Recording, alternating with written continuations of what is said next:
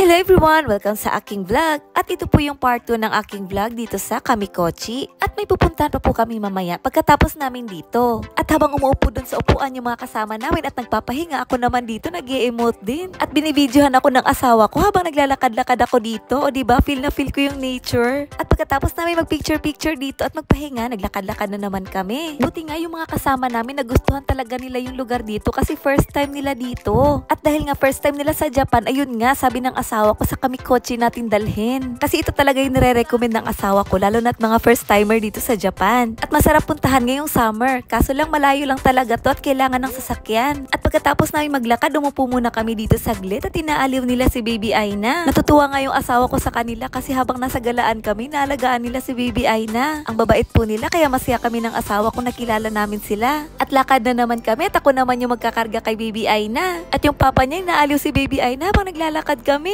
Pero alam nyo, habang kinakarga ko talaga si Baby Aina, ang bigat na niya talaga. At buti na lang hindi pa siya inantok nung time na binibitbit ko siya kasi pag natulog yan, lalong bibigat. Pero ang saya ko dahil first time nga ni Baby Aina dito sa Kamikochi. Last ko kasing punta dito, buntis pa ako nun kay Baby Aina. At kasama ko si Mama at Hari no, nung first time nilang dumating dito sa Japan. At ang saya-saya nga ng mama ko nung nakapunta siya dito kasi love na love niya talaga yung mga ganitong lugar. At dito na pala kami dadaan pabalik. At tanghali na kasi nung time na yan, kaya maghahanap na kami ng makakainan namin. At may mga nakikita nga ako dito nagdadala ng mga pagkain nila. Kasi may mga lamesa po dito, tupuan na pwede pong kainan. At nararamdaman ko talagang nagugutom na to si Baby Aina kasi madaldal na siya.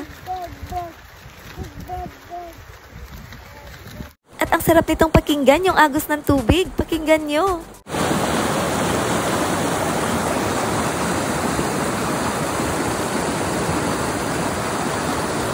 At andito na po kami at naghahanap na kami ng makakainan namin. At ang haba nga ng pila dito kaya lumipat kami sa kabila. At pagkapasok namin dito may mga upuan na agad kaya nakakain agad kami. At pagkatapos namin kumain pumunta na kami sa bus terminal para sumakay ng bus pabalik. At dito po kami binaba kung saan kami sumakay ng bus sa puntang Kamikochi. At dito na lang muna kami naghintay kasi kinuha ng asawa ko yung sasakyan dun sa parking. And yung next destination talaga namin ay pupunta kami sa Shinhotaka Ropeway. Kaso tumawag yung asawa ko doon. At ang sabi ng staff sa kanya, umulan kasi daw kaya medyo maulap. Kasi pag maulap, hindi mo makikita yung mga tanawin pag nakasakay ka ng ropeway. Kaya naisipan ng asawa ko na dito na lang pumunta. At dito po kami pumunta sa Hida Daishonyudo or Hida Great Limestone Cave. At pagkagaling namin sa parking, ito po yung itsura dito sa labas. Hindi na nga sumama sa amin yung dalawa kasi napagod na siguro sa kakalakad kanina. Kaya umupo muna sila doon malapit sa parking. At tingnan niyo po itong nakadisplay dito. Ang laki po ng kawali na to. At kumuha na rin kami ng mga pictures namin dito. At pagkatapos namin mag-picture-picture, pumunta na rin kami sa may entrance. At hindi ko na nga matandaan kung magkano yung entrance fee na binayaran namin. Pero nung sinearch ko po sa internet, nasa 1,100 yen po yung adult. At pagkatapos namin sa museum, papunta na kami doon sa pupuntahan namin. Hindi ko na nakuhanan ng video yung loob ng museum kasi bawal kasi yung camera doon. At pupunta na kami sa ilalim ng bundok. Malamig kasi doon. Buti na lang si Baby Aina may dala akong kumot. And hanggang dito na lang muna. At ipapakita ko po sa next kong vlog yung loob na pinuntahan namin. At nasa 12.3 degree yung lamig niya sa loob. Kaya see you sa next vlog. Bye! Thank you for watching!